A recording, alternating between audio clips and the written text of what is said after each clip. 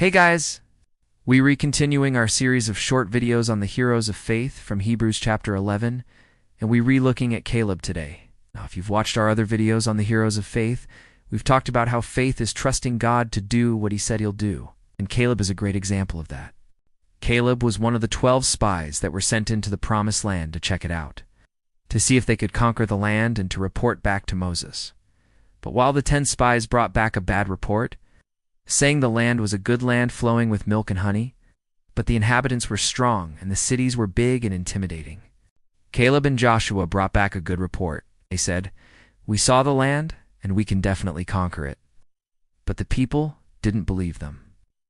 They believed the 10 spies, so they didn't trust God's promise to give them the land.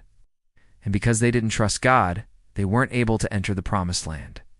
But Caleb, when he went to Joshua and said, "Let me have this region that I explored," he was rewarded for his faithfulness because he trusted God's promise. Let's take a look at Joshua chapter 14, verses 6 to 15. It says, "Then the children of Israel complained about their leaders and their officers. 'Why have you brought us up out of Egypt to die in the wilderness? Why should we die of famine here? So why should we bring our families into the land which we are about to inherit, a land which is as good as the Lord has spoken?' Then Caleb quieted the people before Moses, and he said, 'Let me alone. I will listen.' So Moses and Joshua went to the entrance of the tent of meeting, and they said, 'What is it that you have said to the people?' 'The Lord is saying, if you fully obey him and keep his covenant, the land will be yours as an inheritance.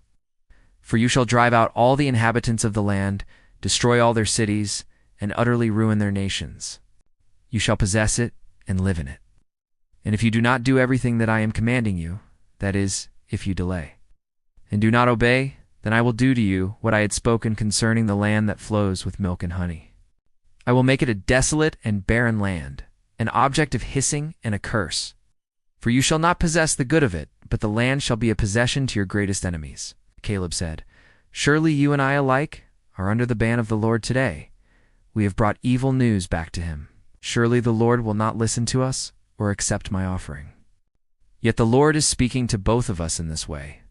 He will establish my offspring as a prince in Israel forever. Give me this mountain of which the Lord spoke, that he may be my inheritance. Since you have fully obeyed the Lord, I will make it a place where no one can make you afraid. But I will drive out the inhabitants from before you, and you shall possess the land as your possession." So let's notice here that Caleb was fully aware that because of his sin, he deserved judgment. He deserved to be cut off. He realized that his only hope was God's mercy.